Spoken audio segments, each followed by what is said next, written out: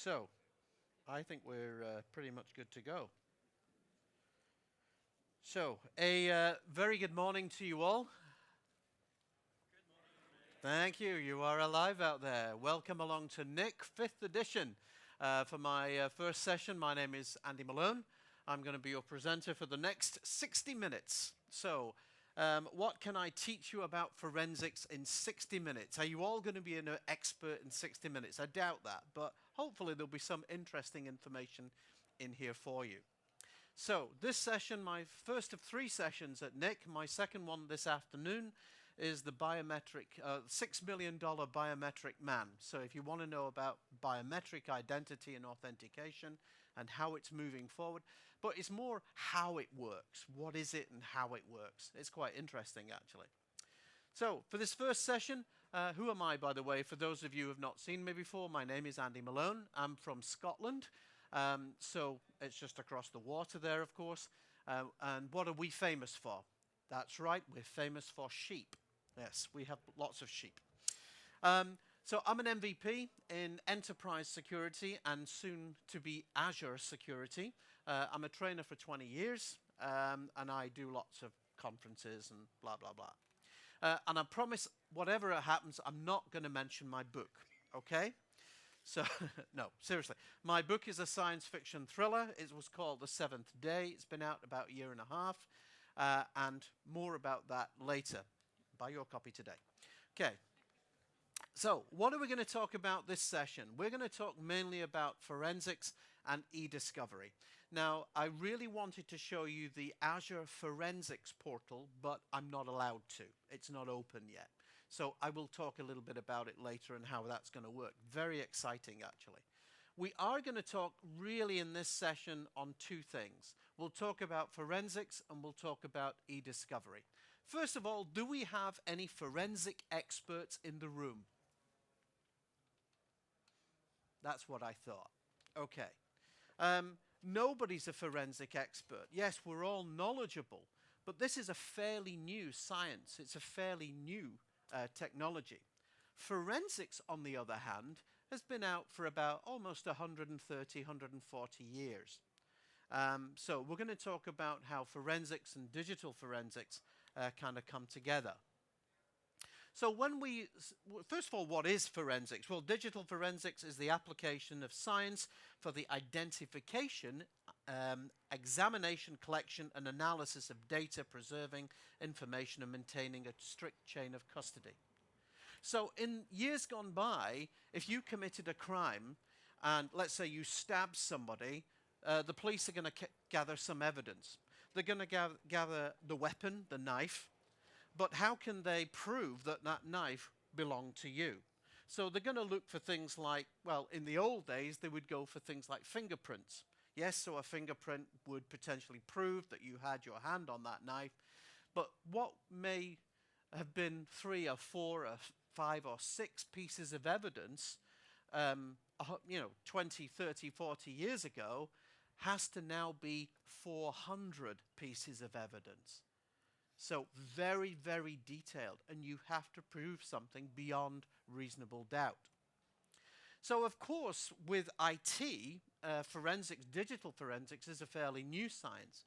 But the problem with IT is, especially now that we're moving to the cloud, suddenly forensics has got really, really hard. We're in this new changing world.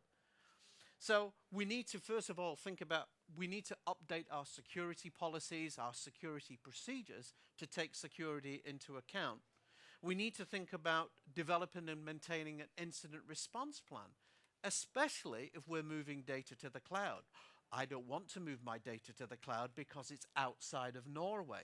It's outside the European Union. How do I know where my data is and how it's going to be stored? We'll talk about that. Also, understand how moving data to the cloud will influence your recovery plans, your incident response plans. You need to take all of these things into account. Maybe you've got some kind of hybrid solution, some kind of hybrid exchange or hybrid SharePoint solution. Maybe for compliance reasons, you need to keep data off-site and so on. You need to keep copies of that. Also, we need to obviously ensure when you do move to the cloud that all of your organizations, you meet not just your organization compliance, but also your industry compliance. So, for example, if you're in pharmaceuticals or finance, but also your country's organization. Now, the cloud is actually changing massively this week. There is a meeting of the European Union this week to discuss all of these issues. And this is why now you're seeing data centers suddenly start popping up in the UK and in Germany, and probably shortly to be Norway as well. So, and Microsoft are one of these big data centers, and we'll talk about that a little bit later. So when we talk about cloud forensics, there's really three things that we need to think about. Of course, there's going to be the technical dimension. So where is my data physically stored? How is it stored? Is it encrypted? And so on. But there's also got to be the organizational element of it as well. So do you have policies and procedures? Yes, your data is stored in the data center, but does it meet your compliance in terms of security? The chain of dependencies. So can I prove in a court of law a chain of custody on how that data was collected and maintained? And it's all very, very important. So, of course, why do we use forensics? Well, investigations. So if something was discovered on one of your servers, or if one of your employees was accused of theft, or maybe malpractice, maybe there was child pornography, maybe something really nasty on the machine, you've got to prove beyond reasonable doubt in a court of law that is the person that caused that problem.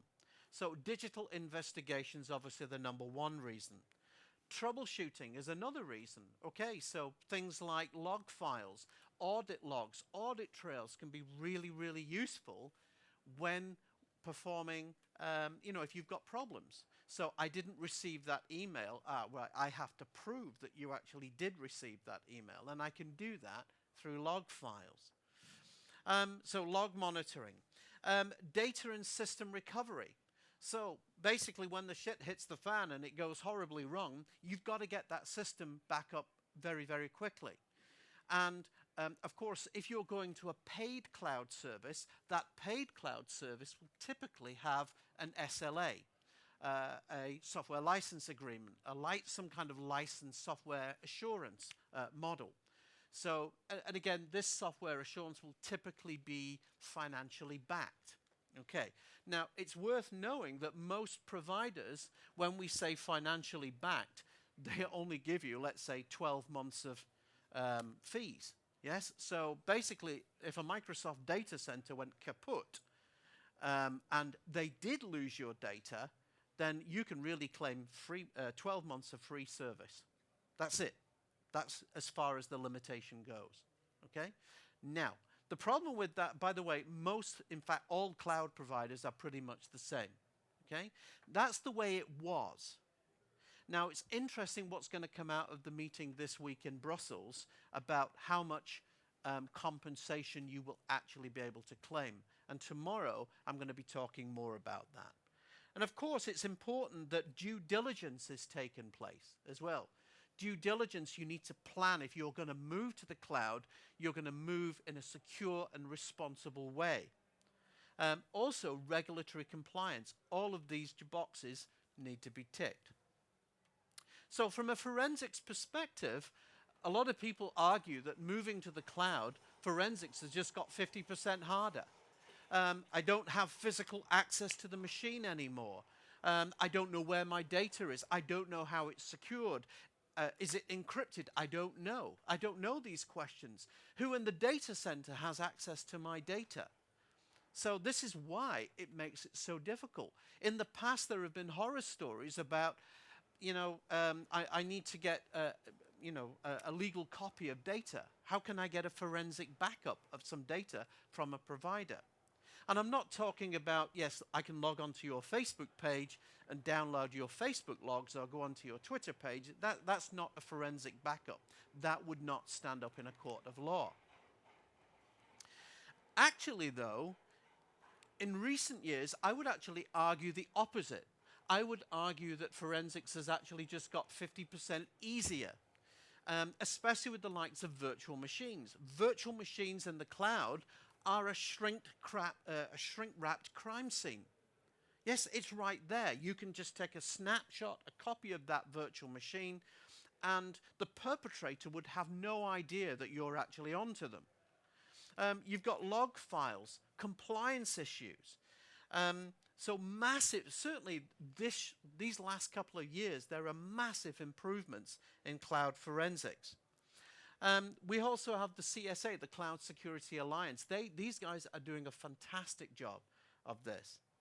But also, I would say probably, I mean, I'm an MVP, a security MVP, Microsoft, so I look at it from a Microsoft perspective. Now, last year, I actually spent some time in the Dublin data center, and I actually seen firsthand, and I've also sat on the support help desk at Microsoft, so I've seen firsthand on how the security is implemented. So, if you've never looked at forensics before, there are some essential elements of forensics. First of all, we need to identify the evidence. Now, if there was the perpetrator's machine here, obviously we drag the perpetrator away from that machine. That machine is on right now. What I need to do is I need to make a forensic copy, a shrink-wrapped copy of this machine. I can do that in a number of ways. I can snapshot the machine with RAM. So I can take a RAM image. I can use a tool like DD, MDD, take a snapshot of RAM. This shows me what's actually going on right now. Once I've done that, I would attach a write blocker to this machine, and I would then take a disk copy. Once I've done those two things, I can shut this machine down, I can take it away. Great. So I know what's happening at the time when I got access to the machine, and I've also got a disk image of that machine. All right, great. And to be honest, forensic toolkits, you can get them all over the place, okay? So, for example, I'm just going to open up a virtual machine here, just to show you. So if I just open up, this is one of my favorites.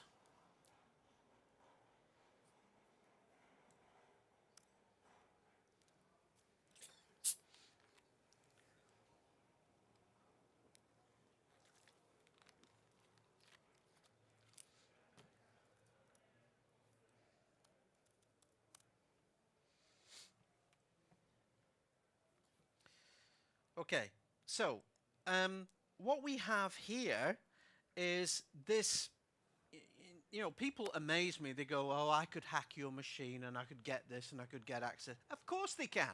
If they have physical access to your machine, they can hack you. Yes, of course. That's common sense.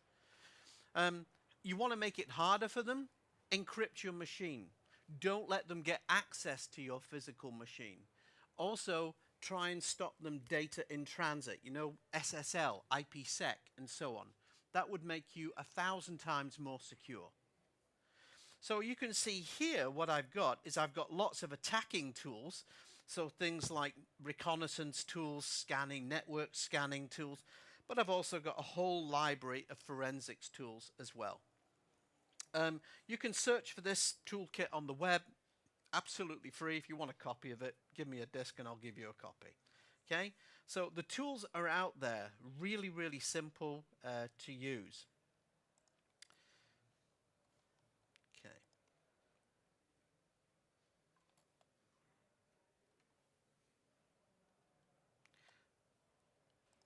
Okay. Oh, I didn't mean to do that.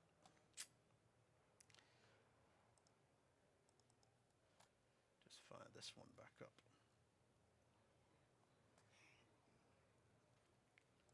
Okay.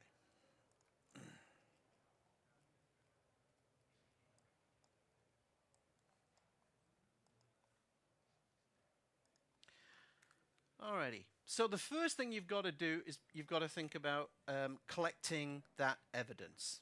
All right? So collect the evidence. identify the evidence, collect or acquire the evidence in a secure way, examine and analyze it, and present the findings or the report. That's my job. Okay? So, in the cloud scenario, we've got to think about, okay, where the data is. How is it backed up? Who has access to it? Is the data encrypted? If it's encrypted, what kind of encryption does it use? Can I get access to the recovery key? And so on. I need to think about those things. Who has legal jurisdiction over the data? And more importantly, how can I obtain a forensic copy? This is the Microsoft data center in Dublin, Ireland. It's like Fort Knox trying to get into it. I can tell you that right now. So how is your data backed up in the Microsoft world? Well, here I am with my OneDrive, or my OneDrive for Business. It's on my little machine here. And of course, in the data center, it's written to a disk. That disk is then mirrored in the same rack, and then it's duplicated to a second rack in the same data center. That is then replicated to a sister data center. In this case, it's Amsterdam if you're in the UK. If you're in Norway, you're now replicated to Finland. Okay? So before we even start, that's 6 copies of your data plus the copy that's on your machine. Of course, there is an asynchronous backup as well, and there's also log files. Of course, it says 10 plus copies. We're not forgetting the 11th copy, which is held by the NSA, but that's another story. I'm joking, by the way. See people panicking there. Oh, my God. Okay, so, of course, Microsoft don't keep your data forever. So as long as that's the key thing. If you want them to keep your data, you've got to keep paying your dues with them, yes? First of all, know how the data is backed up or how it's stored. First of all, Microsoft requires a verified user account. So even if I know your OneDrive credentials, Microsoft are now using multi-factor authentication. And I tried it this morning. I tried to acquire somebody's OneDrive forensic information. And it said, they're using multi-factor authentication. And that's a thorn in my side. The content lives in the account in the cloud. The key thing from a forensics perspective is it may generate multiple copies. And also, the content lives under the provider's security policy. So do you agree with that security policy? You can access the data through any computer. The data may live on multiple devices. So again, from a forensics perspective, from a law enforcement perspective, if I want to acquire that piece of data, I don't necessarily need access to your laptop. I don't need access to your phone. Yes? That's the interesting thing about this. The data may not be protected by an SLA agreement as well. Multi-factor authentication may be in place. So how is data stored in the Microsoft cloud? Well, there's 3 magic numbers in the Microsoft cloud, 30, 60, 90. So when you first sign up for any Microsoft account, you get a 30-day free license. So Intune, Office 365, whatever, you get 30 days free.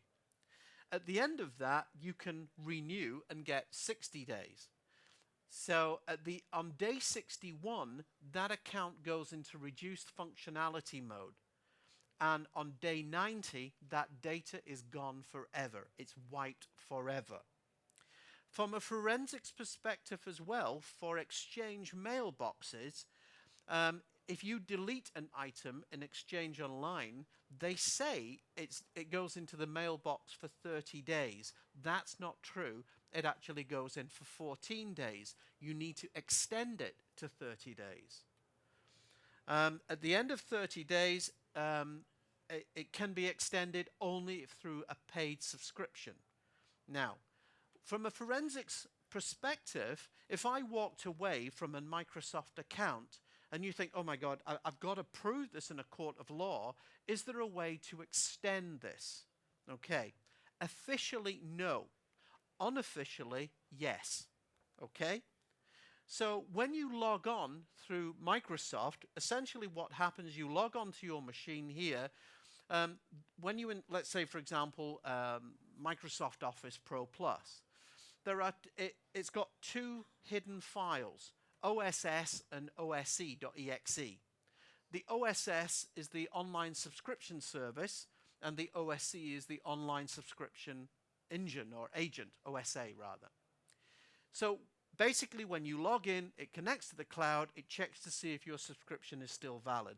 If it's still valid, great, fantastic. If not, it goes into reduced functionality mode, 30, 60, 90, as I've said. But from a forensics perspective, I want to maintain a link to your data. I want to stop you deleting it. So how can I extend the cloud this way? So I don't want to pay for it. Hey, I'm Scottish. I never want to pay for anything. So how can I extend this? So you can do this. You can extend these two services actually by up to 6 months. So this is an undocumented feature. I love undocumented features, don't you? So how do we do this? So you dig deep if you've got the 64-bit or the 32-bit versions of Office 2013 or 2016, and dig deep into there, and you'll see this OS pre-ARM. Okay? You can extend it up to 5 times, so you can get 6 months. In other words, whatever dirty little secret you're hiding in the Microsoft cloud, I can access it for 6 months. And that gives me enough time to gather all the evidence I need. So what kind of data will I actually be able to get? A lot, okay? So everything from text messages to chats, to files, documents, calendar, informations, contacts, PDF files. But there are also other things as well. So things like web pages, metadata, very, very important metadata. In other words, in fact, this is one of the reasons why governments around the world are more interested in metadata than the actual data. So what is metadata, by the way? Shout it out. I can't hear you. What is metadata? Data about data. That's right. So if I'm standing on the Brooklyn Bridge at 2 a.m. on a Friday night, thinking of committing suicide, and I call the suicide hotline, it's okay. I don't know what the conversation was about. But I know who you were, where you are, and basically you can pretty much guess what they said. So if it's digital, you have metadata. So every photo you take, every video you produce, everything contains digital metadata. Okay? So where it was taken, the device it was taken on, the date, the time, and so on. This is one of the reasons why if there's an event or an incident, let's say the Boston bombing, the first thing they do is, was anybody in the area? Can we see your camera? Can we see your information? And this is how forensically we put an event together. The next thing I need to wonder, of course, is how the data is encrypted in the cloud. So Microsoft use AES 128 and 256 encryption. They also use BitLocker drive, so all the data on physical drives. Of course, you might have your data physically secured there as well. In the cloud, EAP, TLS, SSL, and so on. And data at rest, BitLocker, AES 256. How is it stored? So all data in the cloud, including Microsoft Azure, OneDrive, OneDrive for Business, SharePoint, it's all the same. It's all stored in the same way. Windows Azure storage is all the same.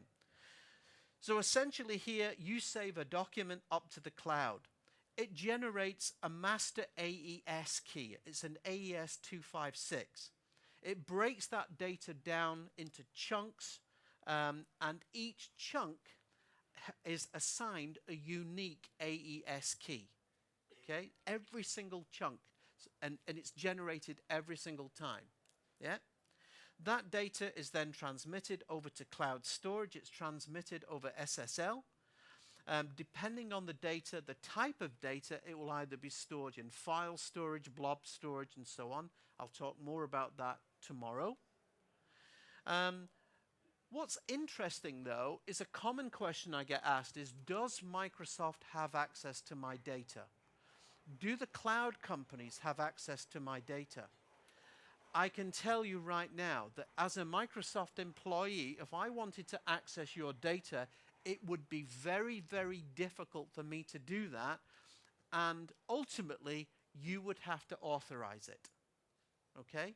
Especially in this next generation of security that's just being rolled out, okay? So forensically, let's talk about just one of the technologies. Let's talk about OneDrive. Who's got a OneDrive? Raise your hand. Okay, I assume you went in and logged in and did that update this weekend to make sure that you've all got more than 15 gigs of data. You know that it was changing. It's either today or tomorrow. So make sure you log in and fix that. All right? Otherwise, you'll lose it. Okay, so launched in 2007, it was called SkyDrive. Okay, many of the file references still reference SkyDrive, although they are getting around to fixing it. There's two versions, OneDrive and OneDrive for Business. They are stored in different areas of the data center using different technologies. Okay, that's the key thing. From a forensics perspective, it's interesting because they contain documents, they contain images, and also you've got a public folder that you can share. We're all aware of that. It's stored typically in the local profile when it's installed.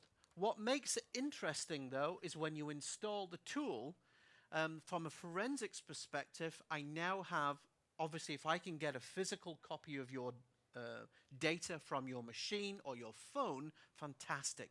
If not, then I'll be able to extract it from the cloud. So when it's installed, these are the registry entries that go in.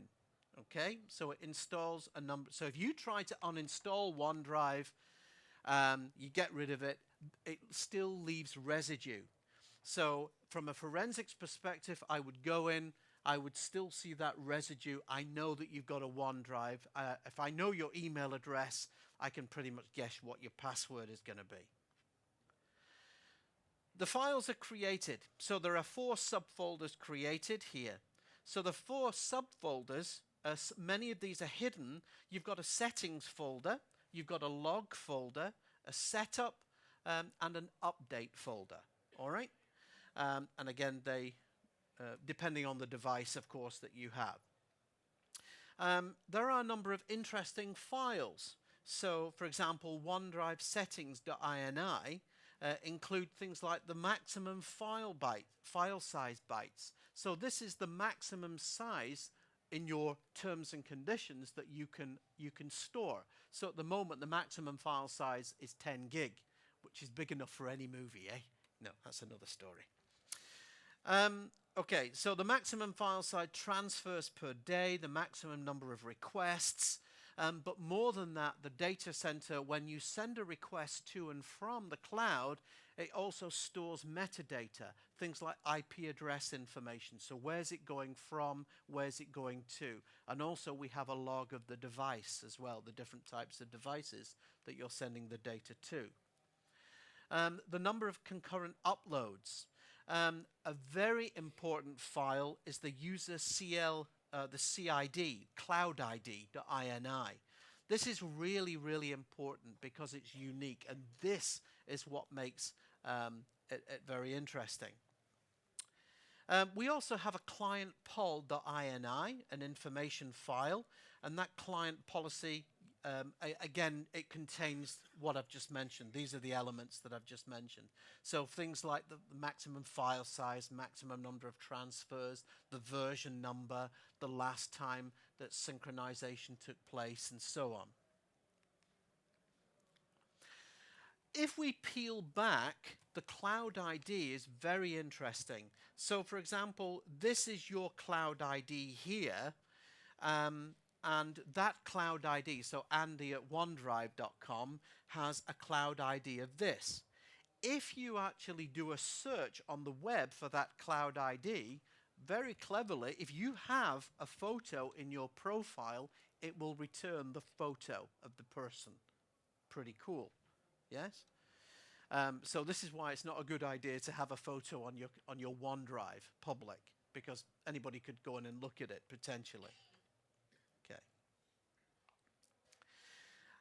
We also have a file called application settings.ini. So you can see the user ID here. So there's your unique ID. And again, the other one is, once you go into that user cloud ID.ini, it shows you your unique ID, but also the date and time of your last login, and also the new version of this piece of software also shows metadata such as your email address, IP addresses and things like that. It generates those types of logs. Of course, if we go ahead and do a RAM analysis, so again, if you've never done a RAM analysis as a forensics person, one thing, just very briefly show you this.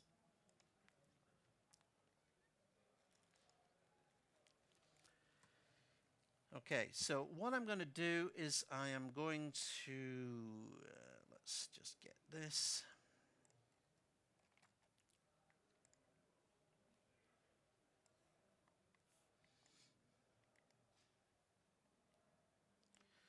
Let's just drag a copy of this over.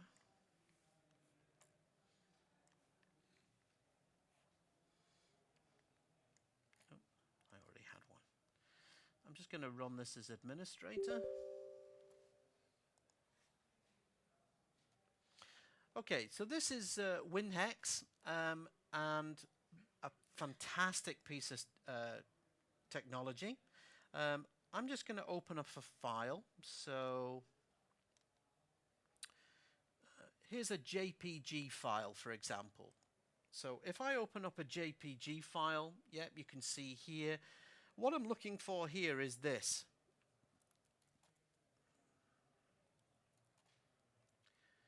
FFD8FF. So every file has a file signature. Please tell me, do you think there is a file that doesn't have a file signature? Which file has no file signature, which is completely open? That's right, it's a text file. Yes?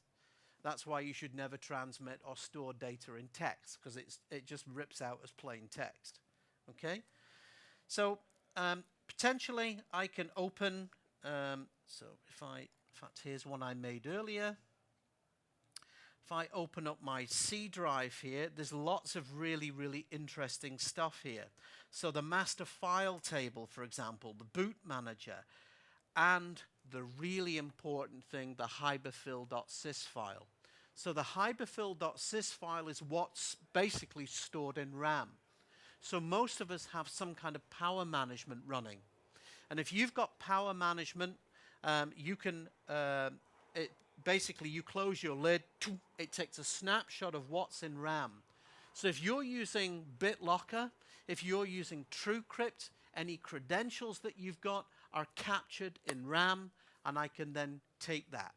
Okay, so hyperfill.sys file is very, very useful. So a good security tip, if your machine is sensitive, switch off power management.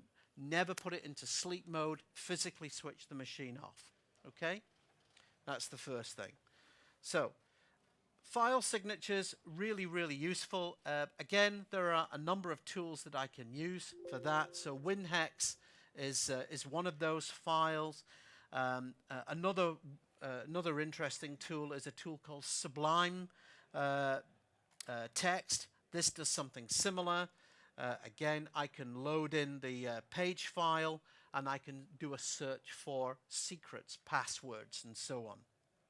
Okay. Let me just go back. Alrighty.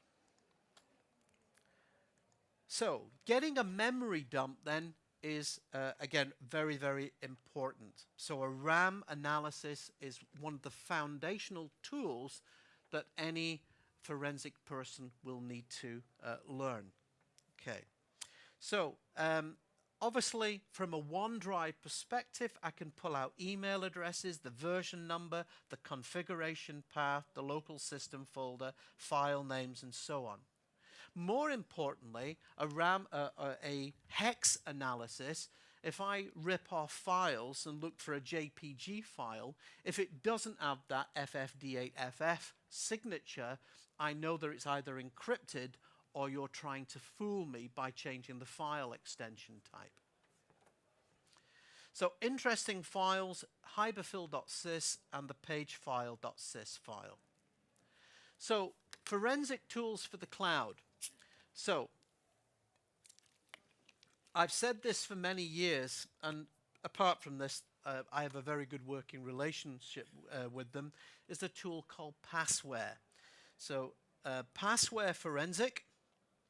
Passware, they do many versions of the software. You can do, these are like very, very low cost versions. This particular version that I'm showing you now is about £2,500.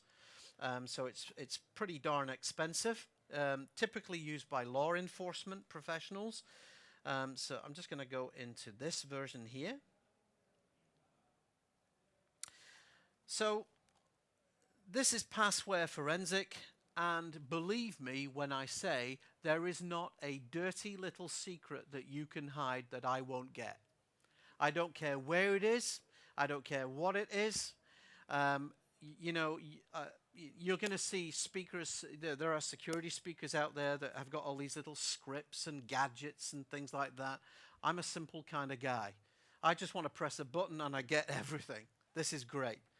So basically, I can recover any file password, any encrypted file password. I can find and search for any encrypted files that you've got. I'll come back to this one in a second. I can do a full memory analysis. So I can do a memory analysis for every system, every type of system, including OneDrive, iCloud. I can do a FireWire memory management. If your FireWire is disabled, I'll go in and look for things like a hyperfill.sys file. Other things that we've got here as well, we've got mobile and cloud forensics. So iPhones, iCloud backup, and Android, they're really easy, by the way. A Windows phone, even easier, by the way. Okay, OneDrive, Dropbox. So you see what I mean? There isn't anything that you can't get. Also things like system and registry. So extracting passwords from the registry. I can reset the admin password of any Windows machine. Okay. There are, oops, it's flickering there. Sorry about that. Come on.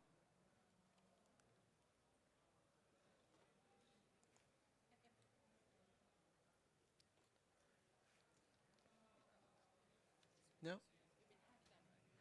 No, it's just the graphics.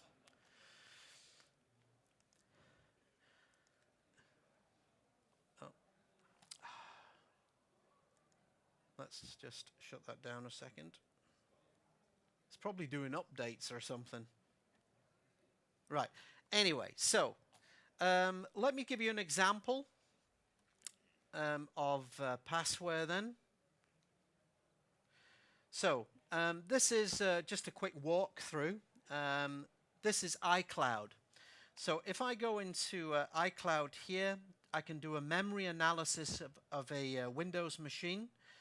So my Windows or an Apple Mac, of course, as long as you've got a copy of the memory, the power management file, you can see it will basically go in and just rip the passwords right out. Now you can see once I've got that key, I can now basically, I've got free access to whatever I want to see. Okay, so absolutely no problem. Another one is, let's say, for example, I've got a BitLocker drive in the cloud. So I've got a little piece of software. I do a memory analysis. I do a disk analysis, and then once I've got those two files, I've got a little file that creates a virtual machine from that disk analysis.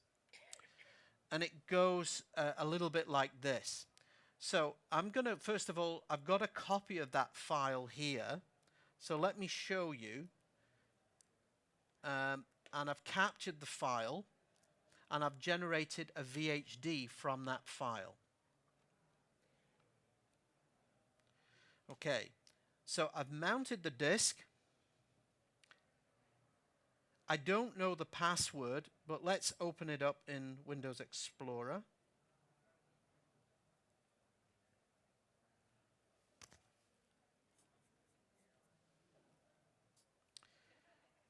And of course, I don't know the password, right? So I don't know the password. But lucky for me, here's my friend Passware. Okay. So what I'm going to do is, obviously I've not got access to that. So I need to somehow get a copy of that password. So I'm going to go in and do a full disk encryption. You can see I can do BitLocker, TrueCrypt, PGP. I've got Mac as well in the new version. Yeah, whatever. It doesn't really matter. It's all the same. And I've got basically a DD image, which is my disk image here. And I've also got a memory .bin file. So I'm just going to load those two files up. Click on Next. And I'm going to now find the recovery password.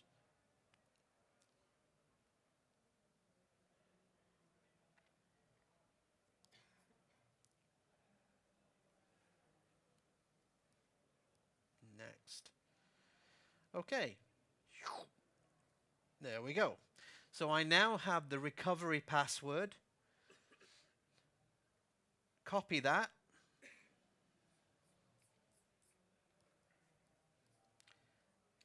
I'm going to just open up that disk again.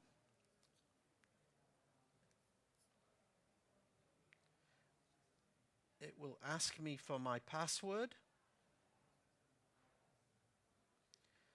And of course I don't know the password, but I do know the recovery key. Paste that in.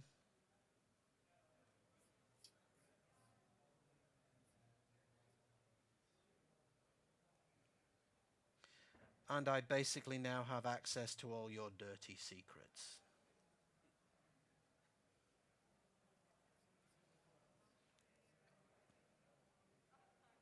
Yay, great.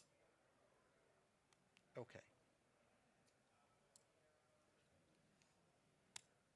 Cool.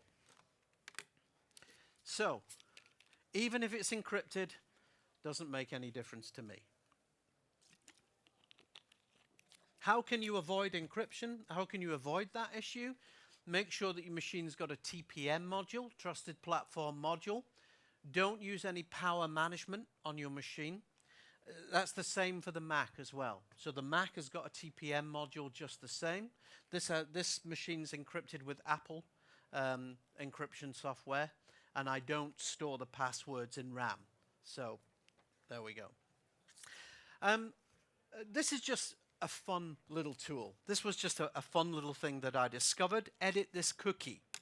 So very, very quickly, if you want to have a little bit of fun, get the person to log on, and obviously they've logged on, and they then log off. Okay? There is a little tool called Edit This Cookie, and you can see it captures all the cookies. So what I can then do is I can export those cookies to a text file. Basically, once I've done that, obviously, you know, clear out your internet history. I'm sure many of you do that frequently, eh? That's what my wife says. She says, that's the only thing you clean in the house is your internet history.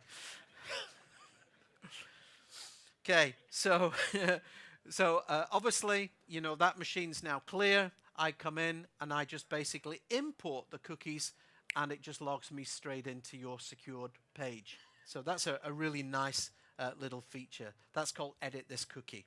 Okay. I think it's supported for most web browsers. This one is actually installed as an icon, but you can actually install it stealthily as well, which is pretty cool. I would never do bad things like that, though. You can trust me. Okay, so basically 8-step process. That's basically how it works. So, a little bit of forensics. What about eDiscovery? Well, I'm going to talk about retention, compliance in a session that I'm going to do tomorrow. But when we talk about eDiscovery, we're really talking about this area here, okay? Production and presentation. I need to prove what you did, so eDiscovery. Obviously, I need to identification. So where is the data held? How is it stored? How are we going to preserve that data? And more importantly, how am I going to collect that data? And when we look into the cloud, there are so many more controls that we had 5 years ago. So eDiscovery and compliance is way better than anything we could have had in a company or as a company years ago. So we can obviously, once you've answered those questions, this is eDiscovery in Office 365. So we've got 2 eDiscovery platforms in 365. You've got things like Exchange and you've got SharePoint here. So obviously the types of data that's stored here for a customer can be anything from mail messages to Skype calls, log files, Exchange mail, contacts, calendars. So forensically, again, really, really interesting. So on the left-hand side there, obviously Exchange is a minefield. It's wonderful. It contains so much. And also things like Skype for Business. You've got IM, things like message logs, and so on. Just about to be released as well in Office 365 and also in Windows Azure is the Office 365 Document Deletion Center. You'll as a organization be able to create your own document deletion policies. So earlier I mentioned 30, 60, 90.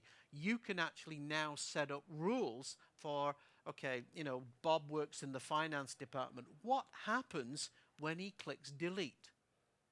Where do those documents go? How long are those documents stored for? How are they stored? You've now got that control. So how are we doing? We're okay. We got 10 minutes. So I'm going to go into Office 365 and I'm going to come down here into Microsoft Exchange.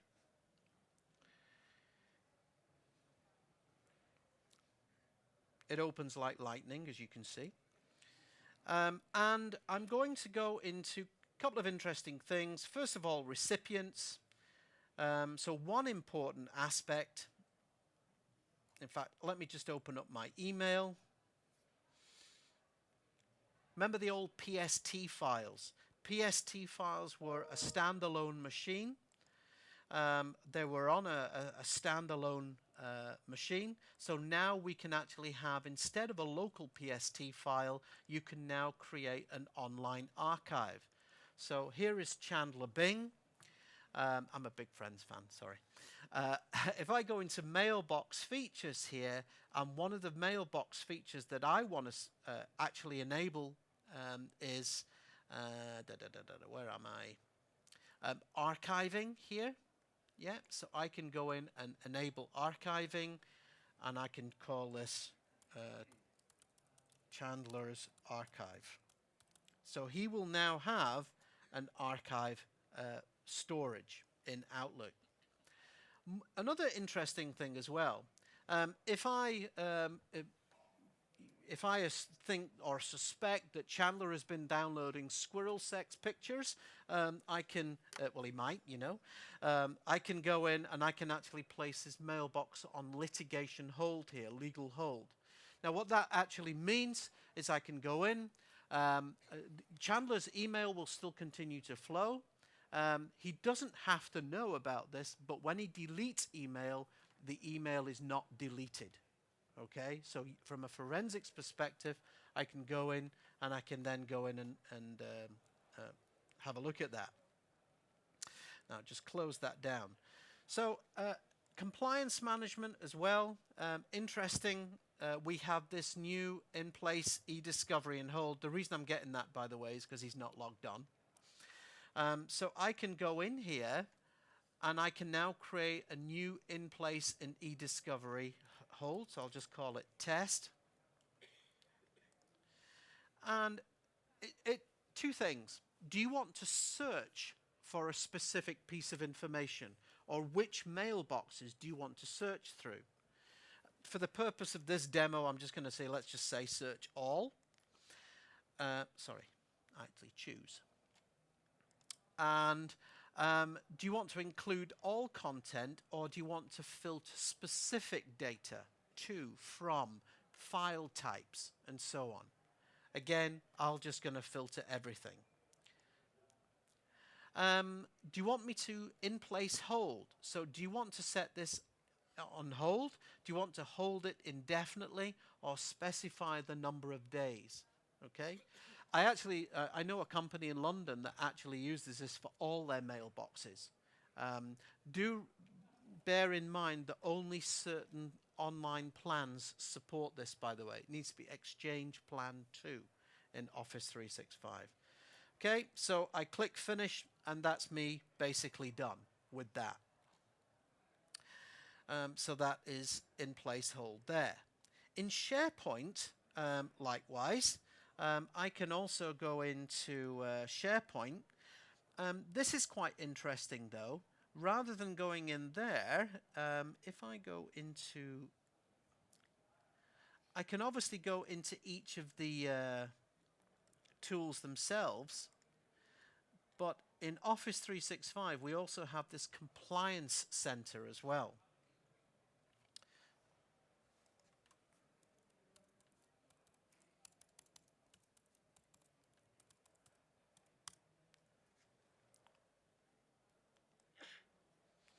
Okay, so in this compliance center, again, I'm going to talk about some of these other features in a later session, but eDiscovery here, I can then say, okay, do you want to go to the eDiscovery in SharePoint? And there's also a new third-party add-on that I'm going to be talking about tomorrow as well.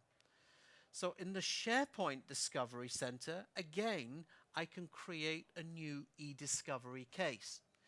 And like Exchange, this can cover all content in SharePoint within the organization.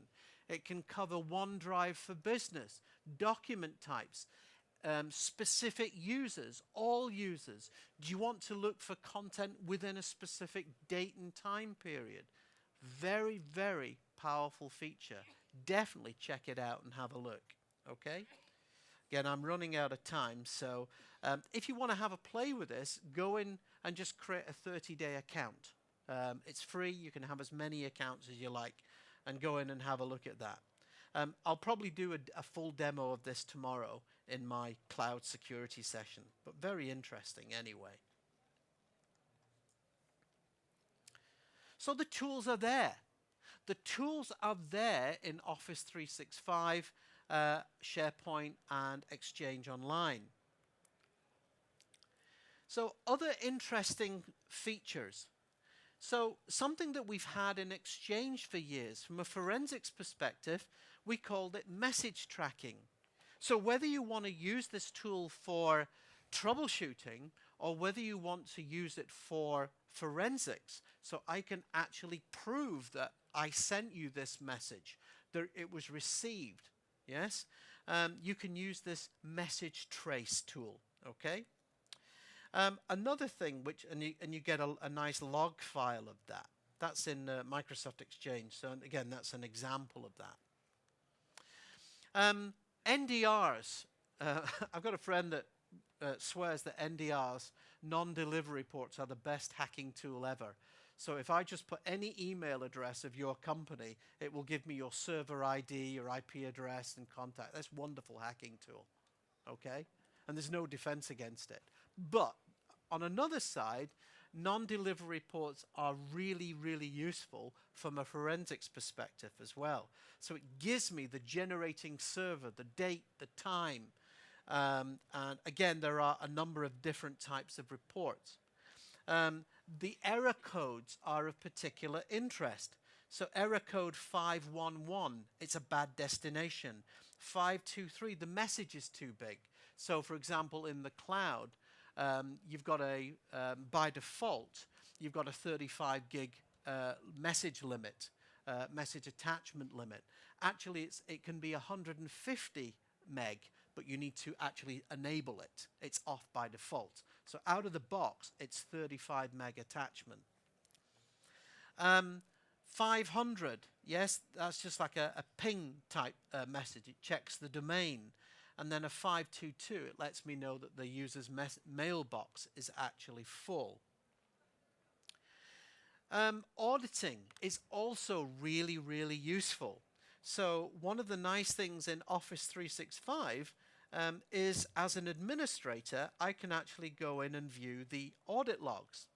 So in the portal here, you've got access to lots and lots of reports. And if I go into Exchange or SharePoint, the reports basically just give me kind of a snapshot of all the different types of reports.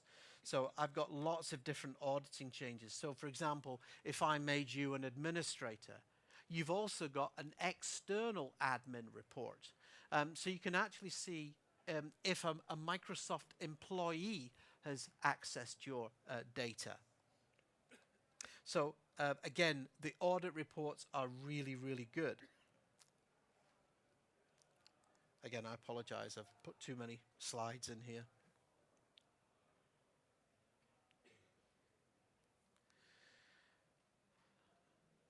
Okay, other useful tools that you may want to have a look at. Let's just go back into this one. So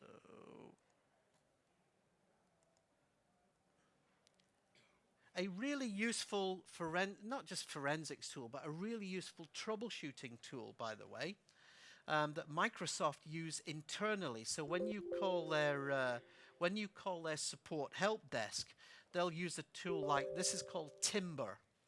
Okay, Timber is the most granular auditing and logging tool I have ever seen. It's absolutely fantastic. So you can select every single aspect of an operating system, and also from the software that's installed with it.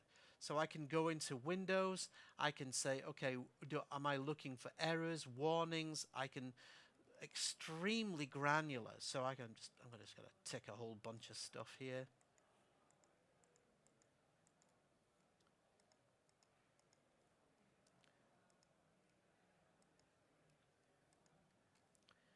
And once I've done that, I can even choose the kernel. So what's happening in the kernel?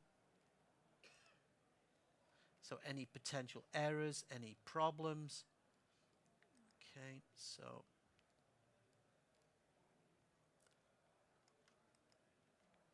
I can export it if I want to. And once I've done that, I can then say, okay, let's just click on that. And I can now start the actual logging process. And again, from a forensics, it gives me much more detailed information than things like Task Manager and these types of tools. Really nice. So that's called Timber, by the way. What I'll do, as always, at the end of NIC, I'll actually post some of these tools. I'll probably, if you come along to one of my sessions tomorrow, I'll share out my OneDrive, and I'll put some of my content up on the OneDrive with all my slides. If you're on Twitter, by the way, my name is Andy Malone, at Andy Malone. I will post a link there tomorrow. All right?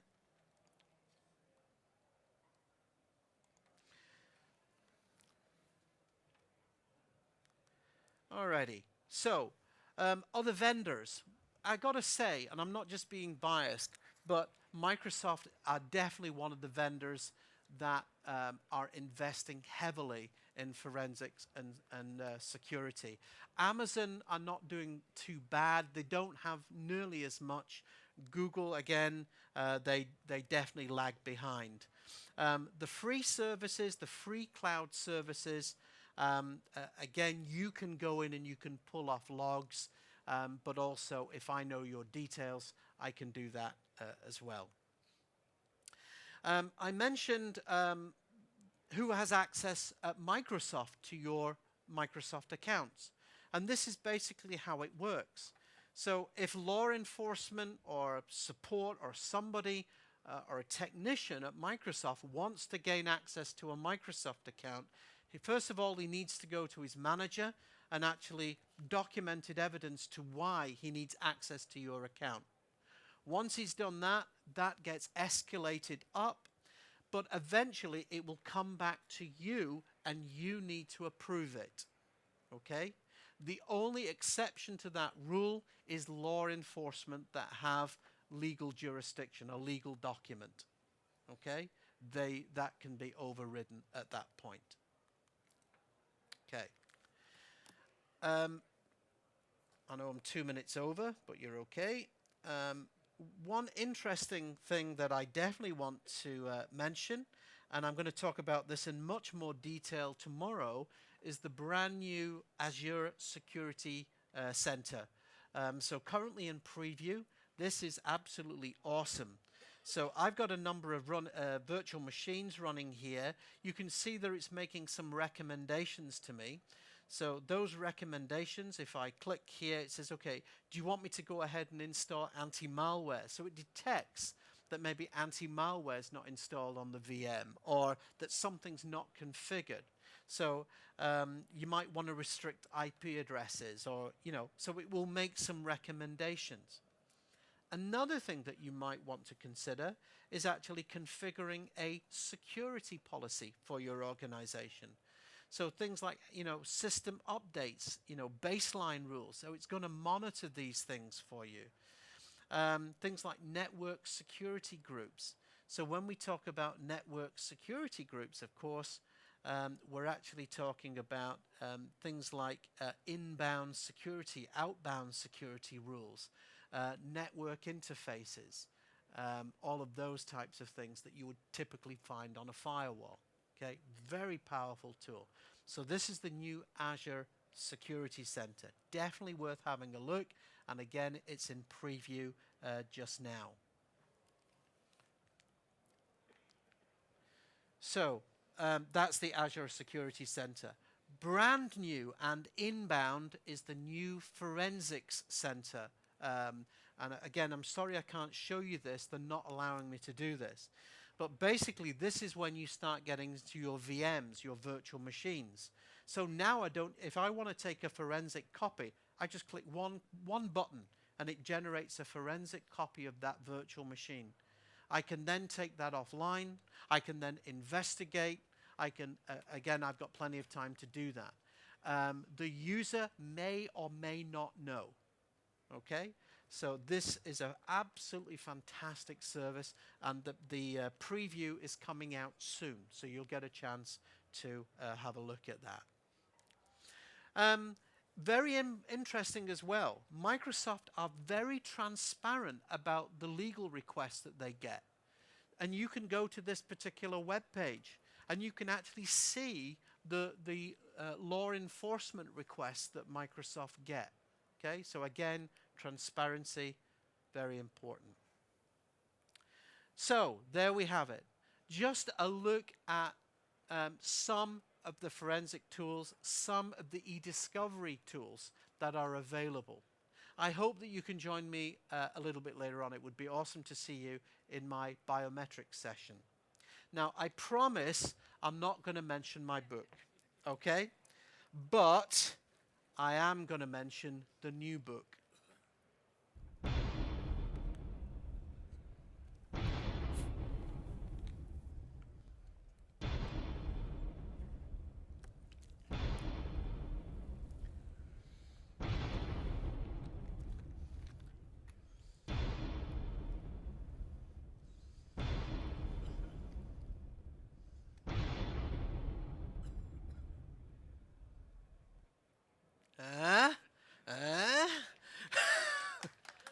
Okay.